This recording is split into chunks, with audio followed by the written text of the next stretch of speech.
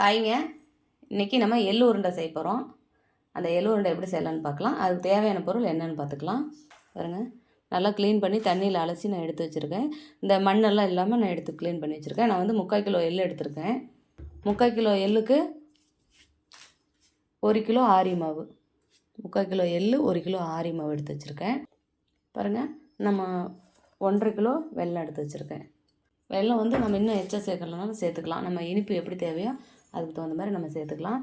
இப்போ இதை வந்து கொஞ்சமாக நம்ம உப்பு சேர்த்துக்கலாம். உப்பு சேர்த்து நல்லா பிசைஞ்சு விட்டுக்கலாம்.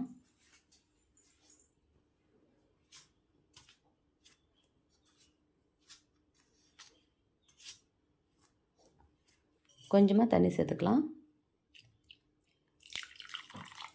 இந்த மாதிரி கொஞ்சம் கொஞ்சமாக தண்ணி சேர்த்து நாம் இதை பிசைஞ்சிக்கலாம்.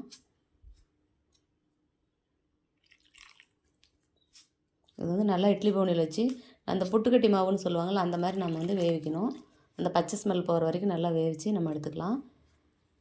இந்த மாதிரி கொஞ்சம் கொஞ்சமாக தண்ணி சேர்த்துக்கோங்க.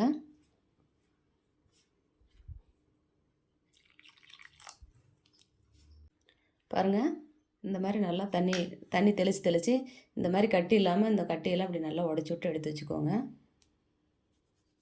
கடாயை வச்சாச்சு. நம்ம எள்ளை சேர்த்துக்கலாம். பாதியாக சேர்த்துக்கலாம். நல்லா எள்ளு வந்து படப்படன்னு பொடிஞ்சு வரணும். அப்போ தான் நல்லாயிருக்கும். இல்லாட்டி பச்சை ஸ்மெல் அடிக்கும். இந்த மாதிரி நல்லா பொடிஞ்சு வரட்டும். பாருங்கள் எப்படி வெடித்து வருதுன்னு. இந்த மாதிரி வெடித்து வரணும். அப்போ தான் வந்து எள்ளு வறுத்துருச்சு அப்படியே நம்ம தெரிஞ்சுக்கணும். இந்த எள்ளை இப்போ நம்ம எடுத்து ஒரு பிளேட்டில் கொட்டி ஆற வச்சுக்கலாம். இப்போ இதையும் போட்டு நல்லா வறுத்துக்கலாம். எள்ளு கருகாமல் பார்த்துக்கோங்க. எள்ளு கருகுச்சுன்னா ஒரு கருகுன ஸ்மெல் வரும். அதனால் அந்த மாதிரி போட வேண்டாம். இதை நம்ம இப்போ பிளேட்டில் போட்டு ஆற வச்சு அரைச்சிட்டு வந்துடலாம்.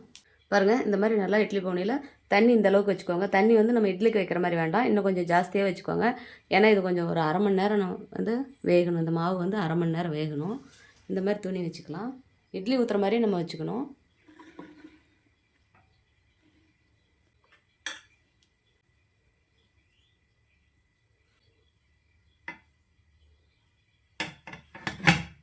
இப்படி வச்சுக்கலாம்.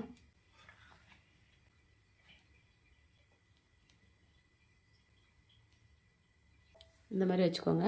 நல்லா அப்படி மூடி விட்டுக்கலாம். மூடி வச்சுக்கலாம். ஒரு 1/2 மணி நேரம் வேகட்டும். நம்ம 1/2 மணி நேரம் கழித்து பார்க்கலாம். இப்போ இந்த எள்ளு வந்து நம்ம வந்து உரலில் குத்த போகிறதில்ல. உரல்லலாம் இப்போல்லாம் யாரும் குத்துறது கிடையாது. நம்ம மிக்சியில் போட்டு நல்லா பொடி பண்ணிட்டு வந்துடலாம். எள்ளையும் அந்த வெல்லத்தையும் நம்ம பொடி பண்ணிட்டு வந்துடலாம். அது கூடவே ஒரு 2 ஏலக்காய் சேர்த்துக்கலாம். கொஞ்சம் ஸ்மெல்லு நல்லாயிருக்கும். அதுக்காக தான். ஓப்பன் பண்ணி பார்க்கலாம். பாருங்கள், இந்த பச்சை ஸ்மெல்லெல்லாம் போய் நல்லா வெந்து போயிருக்கு. இப்போ நம்ம இதை எடுத்து ஆற வச்சு நம்ம அரைச்சிட்டு வரலாம். பாருங்கள், நல்லா நம்ம புட்டுக்கட்டி மாவில் வேவிச்சு வெல்லம் எள்ளு இது 3 சேர்த்து நான் இந்த மாதிரி அரைச்சி வச்சுருக்கேன். பாருங்கள், நல்லா ஒன்றா அரைச்சி.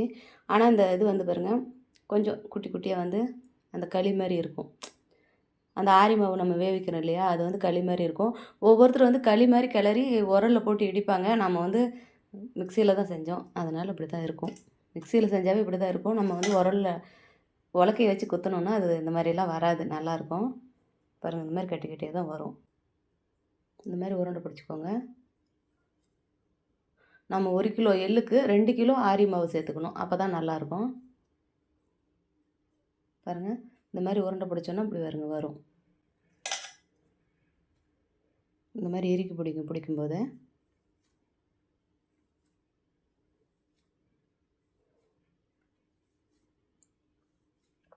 இதே வெறும் எள்ளு வெல்லம் 2ம் சேர்ந்து கூட செய்யலாம்.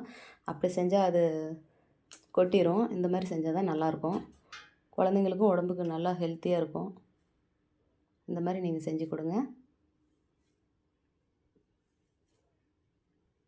பாருங்கள், ஹெல்த்தியான எள்ளு உருண்டை ரெடி ஆயிடுச்சு.